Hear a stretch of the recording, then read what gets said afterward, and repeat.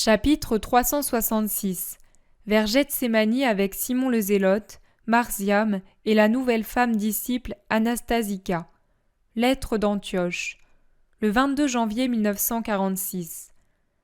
Jésus a quitté Béthanie avec ceux qui étaient avec lui, c'est-à-dire Simon le Zélote et Marziam. Mais Anastasica s'est jointe à eux, et toute voilée, elle marche à côté de Marziam, tandis que Jésus est un peu en arrière avec Simon. Les deux groupes cheminent tout en parlant, chacun pour son compte, de ce qui lui tient le plus à cœur. Poursuivant une conversation déjà commencée, Anastasica dit à Marziam : « J'ai hâte de la rencontrer. Peut-être parle-t-elle d'Élise de Bethsur. Crois bien que je n'étais pas aussi émue quand je me suis mariée ou quand on m'a déclarée lépreuse. Comment vais-je la saluer ?» Et Marziam, avec un sourire doux et sérieux : « Oh, par son vrai nom, mère !»« Mais je ne la connais pas. N'est-ce pas trop de familiarité ? Qui suis-je enfin pour elle ? Ce que j'étais l'an dernier, et même, toi tu vaux bien mieux que moi. Moi, j'étais un pauvre orphelin, sale, apeuré, grossier. Et pourtant, elle m'a appelé mon fils dès le premier instant, et elle s'est toujours montrée pour moi une vraie mère. L'an dernier, c'était moi qui tremblais de peur en attendant de la rencontrer. Mais ensuite, rien qu'à la voir, je n'ai plus éprouvé aucune crainte. Elle est disparue, toute cette épouvante qui m'était restée dans le sang, depuis que j'avais vu de mes yeux d'enfant, d'abord la fureur de la nature qui avait tout détruit de ma maison et de ma famille. Puis, de mes yeux d'enfant, j'avais dû voir comment l'homme est un fauve plus cruel qu'un chacal ou un vampire, toujours trembler, toujours pleurer, sentir ici un nœud qui vous serre fort, un nœud douloureux de peur, de peine, de haine, de tout. En quelques mois, j'ai connu tout le mal, la souffrance et la férocité qui existent dans le monde. Et je ne pouvais croire qu'il y avait encore de la bonté, encore de l'amour, encore de la protection. Comment donc ? Quand le Maître t'a-t-il pris ? Et quand as-tu fait partie de ses disciples si bons ? J'ai encore tremblé, ma sœur, et j'ai encore haï. Oh, il a fallu du temps pour me persuader de ne pas avoir peur, et il m'en a fallu encore davantage pour arriver à ne pas détester ceux qui ont fait souffrir mon âme en lui montrant ce que peut être un homme, un démon sous une apparence de fauve. On ne souffre pas sans en subir longtemps les conséquences, surtout quand on est enfant. Il en demeure une trace, car notre cœur est encore tendre et tiède des baisers de notre mère, affamée de baisers plus encore que de pain, et au lieu de cela, il se voit asséner des coups. Pauvre enfant ! Oui, pauvre, tellement pauvre. Je n'avais plus ni espoir en Dieu, ni respect de l'homme. J'avais peur de l'homme. Même près de Jésus, même dans les bras de Pierre, j'avais peur. Je me disais : est-ce possible ? Cela ne durera pas. Eux aussi cela seront d'être bons. Et je soupirais après Marie. Une mère est toujours une mère, n'est-ce pas ? Et en effet, quand je l'ai vue, quand je me suis trouvée dans ses bras, je n'ai plus eu peur. J'ai compris que tout le passé était vraiment fini et que j'étais passée de l'enfer au paradis. Ma dernière souffrance fut de voir qu'on me laissait de côté. Je soupçonnais toujours du mal. J'ai beaucoup pleuré. Oh ! Alors, avec quel amour elle m'a pris ! Non, je n'ai plus pleuré ma mère à partir de ce moment-là, je n'ai plus tremblé. Marie est la douceur et la paix des malheureux. Moi aussi j'ai besoin de douceur et de paix, soupire la jeune femme. Tu en trouveras bientôt. Tu vois ces arbres là-bas ? Elle est cachée là, dans la maison de Gethsémani. Et il y aura aussi Élise. Mais que vais-je leur dire ? Que me diront-elles ? Je ne sais pas si Élise sera là. Elle était malade. Oh, elle ne va pas mourir. Qui dans ce cas me prendrait pour fille ? Ne crains rien. Il a dit : tu auras une mère et une maison. Et il en sera ainsi. Avançons un peu plus vite. Moi, je ne sais pas ralentir quand je suis proche de Marie. Ils hâtent le pas et je n'entends plus leur conversation. Simon le Zélote les voit presque courir sur la route très fréquentée, et il fait observer à Jésus. On dirait des frères et sœurs, regarde comme ils sont bons amis. Marziam sait s'entendre avec tout le monde. C'est une vertu difficile et bien nécessaire pour sa future mission. Je prends soin de faire grandir en lui cette heureuse disposition parce qu'elle lui servira beaucoup. Tu le façonnes à ton goût, n'est-ce pas, maître ? Oui, son âge me le permet. Pourtant, tu as pu aussi façonner Jean-Félix bien qu'il soit vieux. Oui, parce qu'il s'est laissé détruire et recréer complètement par moi. C'est vrai, j'ai remarqué que lorsque les plus grands pécheurs se convertissent, ils nous dépassent en justice, nous qui avons une culpabilité relative. Pourquoi cela ? Parce que leur contrition est en proportion de leur péché, immense. C'est pourquoi elle les brise sous le poids de la souffrance et de l'humilité. Mon péché est toujours devant moi, dit le psalmiste. Cela garde l'âme dans l'humilité. C'est un bon souvenir quand il se joint à l'espérance et à la confiance en la miséricorde. Les perfections moyennes, ou celles qui sont encore moins que moyennes, s'arrêtent bien souvent parce qu'elles n'ont pas l'aiguillon du remords d'avoir péché gravement et de devoir réparer pour avancer vers la vraie perfection. Elles s'arrêtent comme des eaux stagnantes. Elles se regardent comme satisfaites d'être limpides. Mais même l'eau la plus limpide, si elle ne se purifie pas par le mouvement, des poussières et débris apportés par le vent, finit par devenir boueuse et corrompue. Et les défauts que nous laissons exister et persister en nous, sont-ils poussière et détritus ? Oui, Simon, vous êtes encore trop stagnant. Votre mouvement vers la perfection est presque imperceptible. Ne savez-vous pas que le temps passe vite ? Ne pensez-vous pas que dans le court laps de temps qui vous reste, vous devriez vous efforcer de devenir parfait ? Si vous ne possédez pas la force de la perfection, conquise par une volonté résolue dans ce temps qui avance, comment pourrez-vous résister à la tempête que Satan et ses fils vont déchaîner contre le Maître et sa doctrine ? Un jour va venir où vous vous demanderez avec étonnement : mais comment avons-nous pu être bouleversés, nous qui avons vécu avec lui pendant 3 années ? La réponse est en vous, dans votre manière d'agir. Plus quelqu'un s'efforcera de devenir parfait dans ce temps qui reste, plus il sera capable d'être fidèle. 3 ans ? Mais alors, ô mon Seigneur, c'est donc au printemps prochain que nous allons te perdre ? Ces arbres portent des fruits encore petits, et je les goûterai quand ils seront mûrs. Mais jamais plus je ne goûterai, après les fruits de cette année, les nouvelles récoltes. Ne sois pas peiné, Simon, la désolation est stérile.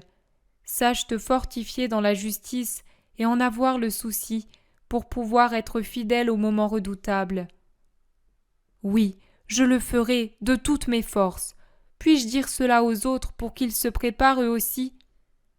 Tu peux leur en faire part, mais seul celui qui aura une forte volonté tiendra. Et les autres, ils seront perdus ? Non, mais ils seront durement éprouvés par leur conduite. Ils seront comme un homme qui se croyait fort, mais se voit terrassé et vaincu. Ils seront étonnés, humiliés, humbles enfin, car sois-en sûr, Simon, il est impossible de progresser sans humilité. L'orgueil est la pierre qui sert de piédestal à Satan.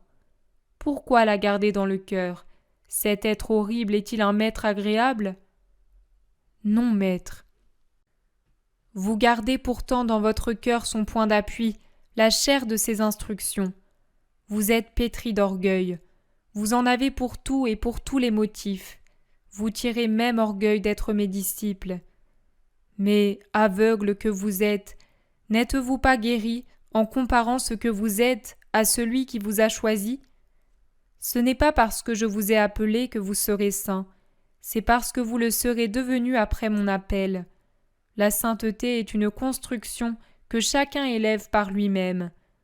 La sagesse peut en indiquer la méthode et le plan, mais c'est à vous que le travail matériel revient. C'est vrai, pourtant, nous ne nous perdrons pas. Après l'épreuve, nous serons plus saints parce que humbles. Oui. Ce oui est sec et sévère. C'est ainsi que tu le dis, maître? C'est ainsi. Tu voudrais pour nous la sainteté avant l'épreuve? Oui, c'est ce que je voudrais pour tous. Pour tous. Ne serons-nous pas semblables dans l'épreuve? Non, ni avant, ni pendant, ni après. Et pourtant, j'ai donné la même parole à tous.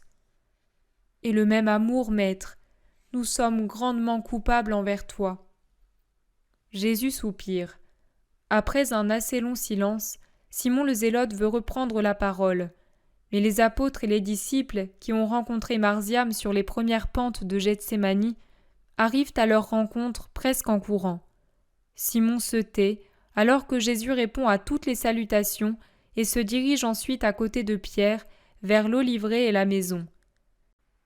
Pierre annonce que dès l'aube, ils étaient sur le qui-vive, qu'Élise est encore souffrante dans le palais de Jeanne, que des pharisiens étaient venus le soir précédent, que tout un tas de nouvelles embrouillées d'où jaillit finalement la question « Et Lazare ?» à laquelle Jésus répond en détail.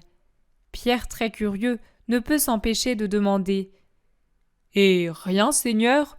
Aucune nouvelle ?» Si, tu les sauras en temps voulu. Où sont Marziam et Anastasica? Déjà à la maison? Oh non, la femme n'a pas osé avancer. Elle s'est assise sur un talus et elle t'attend. Marziam, il a disparu. Il a dû courir à Gethsémani. Hâtons-le pas. Mais malgré leur hâte, ils n'arrivent pas à la maison avant que Marie et sa belle-sœur, Salomé, Porphyrée, les femmes de Barthélemy et de Philippe, n'en soient sorties pour le vénérer. Jésus les salue de loin et se dirige vers l'endroit où Anastasica se tient humblement. Il la prend par la main pour la conduire vers sa mère et les femmes. « Voici, c'est la fleur de cette Pâque, mère, la seule de cette année, mais qu'elle te soit douce, parce que c'est moi qui te l'amène. » La jeune femme s'est agenouillée. Marie se penche et la relève. Les filles restent sur le cœur des mères, pas à leurs pieds. Viens, ma fille, connaissons nos visages, comme déjà nos âmes se connaissent. Voici les sœurs qui sont présentes, d'autres vont arriver, et que ce soit une douce famille tout amour entre ses membres et toute sainteté pour la gloire de Dieu. Des baisers affectueux s'échangent entre les femmes disciples, et elles se dévisagent mutuellement. Elles entrent dans la maison et montent sur la terrasse entourée de la couleur verdâtre de centaines d'oliviers. Les groupes se séparent, Jésus avec les hommes, les femmes à part autour de la nouvelle venue. Suzanne, qui était allée avec son mari en ville, revient. Jeanne arrive avec ses enfants. Analia apparaît avec son visage angélique.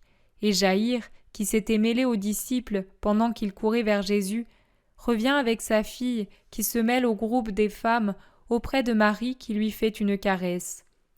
Cet accueil des personnes est marqué par la paix et l'amour. Puis le soleil descend. Avant de congédier ceux qui retournent chez eux ou là où ils sont hébergés, Jésus les réunit pour la prière et les bénit, puis il congédie tout le monde. Il reste avec ceux qui préfèrent s'entasser dans la maison de Gethsémani ou passer la nuit sous les oliviers plutôt que de s'éloigner de là. Parmi les femmes, la Vierge Marie, Marie femme d'Alphée, Salomé, Anastasica et Porphyrée restent. Quant aux hommes, Jésus, Pierre, André, Jacques et Jude, fils d'Alphée, Jacques et Jean, fils de Zébédée, Simon le Zélote, Matthieu et Marziam. Le dîner est vite expédié. Puis Jésus prit sa mère et Marie, femme d'Alphée, de venir avec lui et les disciples dans l'olivier silencieuse. Sans doute, les autres femmes les accompagneraient-elles volontiers, mais Jésus ne les invite pas, et il dit même à Salomé et à Porphyrée « Conversez saintement avec notre nouvelle sœur, puis couchez-vous sans nous attendre. Que la paix soit avec vous. » Les 3 femmes se résignent à leur sort. Pierre est un peu maussade, alors que tout le monde parle, pendant qu'il se dirige en groupe précisément vers le futur rocher de l'agonie. Il s'asseye sur le talus, tourné vers Jérusalem qui s'apaise lentement après les bruits confus de la journée. « Allume des branches, Pierre, commande Jésus. » Pourquoi ? parce que je veux vous lire ce qu'ont écrit Jean d'Andorre et Saint-Ica. C'est pour cela, sache-le, toi qui es mécontent, c'est pour cela que je n'ai pas fait venir les 3 femmes. Pourtant, ma femme était présente ce soir-là. Mais exclure seulement Salomé des anciennes disciples aurait été peu convenable. Du reste, cela te donnera l'occasion de faire marcher ta langue avec ta prudente épouse en lui racontant ce que tu vas entendre maintenant. Pierre, tout fier de l'éloge qui est fait de Porphyrée et de la permission de pouvoir la mettre au courant du secret, perd aussitôt son humeur maussade et se met à allumer un joyeux feu de bois, d'où s'élèvent des flammes bien droites, immobiles dans l'air tranquille. Jésus tire de sa ceinture les 2 lettres, les déroule et les lit, entouré du cercle attentif des 11 visages. À Jésus de Nazareth, honneur et bénédiction. À Marie de Nazareth, bénédiction et paix. Aux frères saints, paix et salut. Au bien-aimé Marziam, paix et caresse. J'ai à la fois des larmes et des sourires dans le cœur au moment où je m'assieds pour vous écrire cette lettre à tous. Je suis plein de souvenirs nostalgiques, d'espérance et de paix, du devoir accompli. Tout le passé qui pour moi a de la valeur, c'est-à-dire celui qui a commencé il y a 12 mois, passe devant mes yeux, et un psaume de reconnaissance pour Dieu, qui a eu trop de pitié pour le coupable, jaillit de mon cœur. Sois bénie, et avec toi la sainte qui t'a donné au monde, et l'autre mère dont je me souviens comme de la compassion incarnée, et avec toi les bénis Pierre, Jean, Simon, Jacques et Jude, et l'autre Jacques, et puis André et Matthieu, et enfin, en le prenant sur mon cœur pour le bénir, mon très cher Marziam, pour tout ce que vous m'avez donné depuis le moment où j'ai fait votre connaissance, jusqu'à celui où je vous ai quitté. Ah, ce n'était pas par ma volonté. Que Dieu pardonne à ceux qui m'ont arraché à vous. Que Dieu leur pardonne et qu'il augmente en moi la capacité de le faire de moi-même. Pour le moment, avec son secours, je peux y arriver avec lui. Mais moi tout seul, non, je ne le pourrai encore, parce qu'elle est trop vive la blessure qu'ils m'ont causée en m'arrachant à ma vraie vie, à toi, le très saint. Oui, elle est encore trop vive, bien que tes réconforts soient une pluie continuelle sur moi, un baume. Jésus parcourt plusieurs lignes sans les lire, puis il reprend. Ma vie. Mais Pierre, pour permettre au maître d'y voir clair, a pris un rameau embrasé et le tient en l'air, en restant près de Jésus et en tendant le cou pour voir ce qui est écrit. Il proteste. Non, ce n'est pas ça. Pourquoi ne lis-tu pas, maître? Il y a autre chose au milieu. Je suis bête, mais pas au point de ne pas savoir lire du tout. Moi je lis « Tes promesses ont dépassé les espérances ». Mais tu es terrible, pire qu'un enfant, dit Jésus en souriant. Bien sûr, je suis presque un vieillard, c'est pourquoi j'ai plus de malice qu'un enfant. Tu devrais aussi avoir davantage de prudence. C'est bon avec les ennemis. Ici, nous sommes entre amis. Ici, Jean dit de belles choses de toi.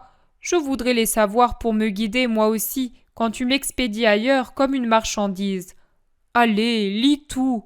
Mère, dis-lui qu'il n'est pas juste de nous donner les nouvelles en les triant comme autant de petits poissons. Dehors, dehors, les algues, la boue, le menu fretin, les poissons de choix, tout. Aidez-moi vous autres, vous avez l'air de statues, vous m'énervez. Et il rit. Il est difficile de ne pas rire devant l'agitation de Pierre qui saute çà et là comme un poulain emballé, en secouant son rameau embrasé sans se préoccuper des étincelles qui pleuvent sur lui. Jésus doit céder pour le calmer et avancer dans la lecture. Tes promesses ont dépassé les espérances que j'y avais mises.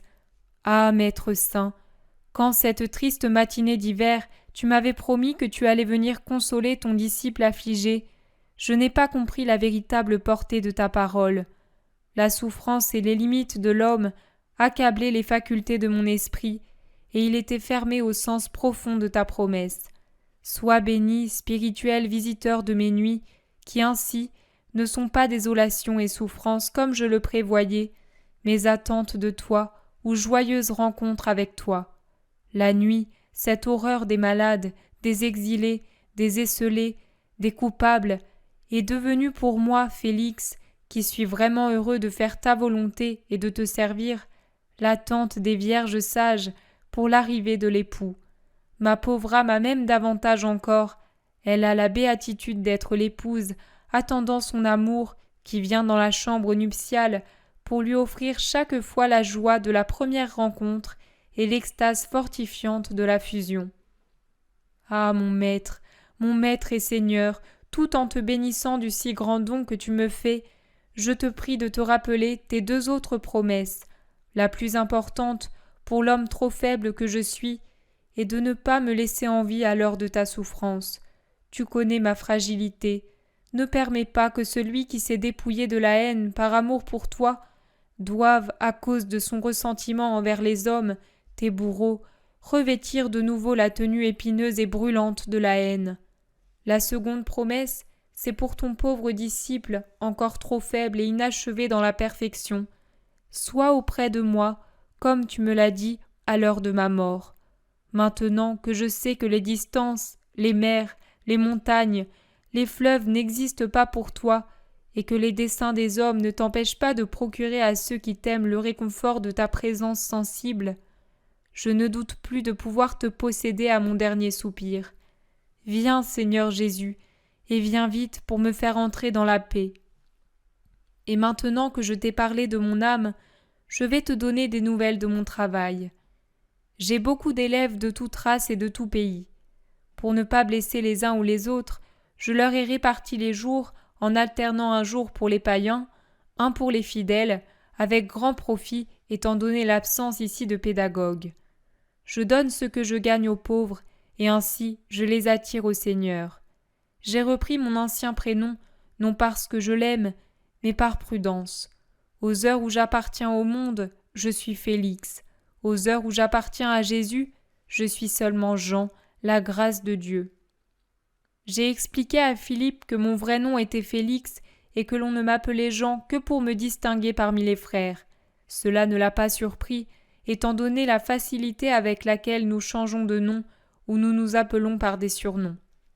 J'espère faire ici beaucoup de travail pour préparer la voie aux frères saints. Si j'avais plus de force, je voudrais parcourir ces campagnes pour annoncer ton nom, mais peut-être le pourrais-je au début de l'été ou aux fraîches journées de l'automne. Et il me suffira de le pouvoir pour le faire. L'air pur d'Antigonée, ces jardins si paisibles et si beaux, les fleurs, les enfants, les poulets, l'affection des jardiniers, et surtout cette grande et sage Syntycha qui se montre si filiale, tout cela me donne beaucoup de joie. Je dirais que je vais mieux. Ce n'est pas la vie de Syntycha, bien que sa pensée ne se manifeste que par les soins empressés et continuels dont elle m'entoure, pour ma nourriture, pour mon repos, pour m'empêcher de prendre froid. Mais je me sens mieux. Ce n'est peut-être qu'une impression qui me vient du devoir héroïquement accompli. C'est ce que dit Syntycha, et je voudrais savoir si elle a raison, car le devoir est d'ordre moral, alors que la maladie est d'ordre charnel. Je voudrais également savoir si c'est bien toi qui viens réellement, ou si tu n'apparais qu'à mes sens spirituels, mais si parfaitement que cela ne me permet pas de discerner où finit la réalité matérielle de ta présence. Maître chéri et béni, ton Jean s'agenouille pour te demander ta bénédiction. Paix et bénédiction à ta mère, à Marie, aux frères saints. Un baiser à Marziam pour qu'il se souvienne de m'envoyer tes saintes paroles, pain des exilés qui travaillent dans la vigne du Seigneur. Voilà la lettre de Jean. Qu'en dites-vous ? Les impressions s'entrecroisent, mais celle de la présence de Jésus domine. Il l'accable de questions sur la manière dont cela peut se produire, sur sa possibilité, si Syntycha voit elle aussi, et ainsi de suite. Jésus fait signe de se taire et ouvre le rouleau de Syntycha. Il lit. Syntycha, au Seigneur Jésus, avec tout l'amour dont elle est capable. À la Mère bénie, vénération et louange. Aux frères dans le Seigneur, reconnaissance et bénédiction. À Marziam, le baiser de sa sœur lointaine. Jean t'a parlé, maître, de notre vie. Il t'a dit, très en abrégé, ce qu'il fait et ce que moi je fais en tant que femme. J'ai ma petite école pleine de fillettes, et cela m'est un gain spirituel important, parce que je te les gagne, mon Seigneur, en parlant du vrai Dieu à l'occasion du travail lui-même. Ici, dans cette région où tant de races se sont mélangées, il y a un écheveau embrouillé de religion, tellement embrouillé que ce ne sont plus que des rites impraticables, des effilochures de religion qui ne servent plus à rien. Au milieu, rigide et intransigeante, la foi juive brise sous son poids les fils déjà usés des autres sans rien obtenir. Jean, qui a des élèves, doit se comporter avec prudence. Moi, avec les fillettes, j'y vais plus librement. Être femme est toujours une infériorité, si bien que pour des familles de religions différentes, il est sans importance que les fillettes soient mélangées dans une école unique. Il suffit qu'elles apprennent l'art fructueux de la broderie. Et bénie soit l'idée méprisante que le monde a de nous, les femmes, car cela me permet d'élargir toujours plus mon cercle d'influence. Les broderies se vendent comme des petits pains, leur réputation s'étend, les acheteuses viennent de loin. À toutes, j'ai la possibilité de parler de Dieu. Les fils qui sur le métier ou sur la toile deviennent des fleurs, des animaux, des étoiles, servent dès qu'on le veut à diriger les âmes vers la vérité. Connaissant plusieurs langues, je peux me servir du grec avec les Grecs, du latin avec les Romains, de l'hébreu avec les Juifs. Mieux, je ne cesse de me perfectionner en hébreu grâce à l'aide de Jean. Un autre moyen de pénétration, c'est l'onguent de Marie. J'en ai refait une quantité avec les essences qui existent ici, et j'y ai mêlé une petite partie de l'onguent primitif pour le sanctifier. Ulcères et douleurs, blessures et mal de poitrine disparaissent. Il est vrai qu'en faisant les pansements avec le baume, je répète sans arrêt les deux noms saints, Jésus-Marie. Et même, en jouant sur le nom grec du Christ, j'ai appelé ce baume Oint-myrrhe. N'est-ce pas cela? N'y a-t-il pas en lui l'essence salutaire de la myrrhe de Dieu qui t'a engendré, ô huile précieuse qui fait de nous des rois? Je dois rester bien souvent levé pour pouvoir en préparer du nouveau, et je prierai la Sainte de m'en préparer encore et de m'en envoyer pour la fête des tentes, pour que je puisse le mélanger à l'autre fabriqué par l'infime servante de Dieu que je suis. Mais si j'agis mal, dis-le-moi, Seigneur, et je ne le ferai jamais plus. Le cher Jean fait beaucoup d'éloges de moi, mais que devrais-je dire de lui? Il endure des souffrances aiguës, mais il a un courage merveilleux. Si je ne connaissais pas son secret, j'en serais étonnée. Mais depuis cette nuit où, revenant d'auprès d'un malade, je l'ai trouvé en extase, transfiguré, lorsque j'ai entendu ces paroles et que, prosterné, je me suis rendu compte que tu étais présent à ton serviteur, je ne peux plus m'étonner. Peut-être, au contraire, quelque frère s'étonnera-t-il d'apprendre que je ne regrette pas de ne pas t'avoir vu, moi aussi. Pourquoi devrais-je le regretter? Tout est bien, tout est suffisant de ce que tu donnes. Chacun reçoit la part qu'il mérite et qui lui est nécessaire. Il est donc bien que Jean te possède visiblement, et moi en esprit seulement. Suis-je heureuse?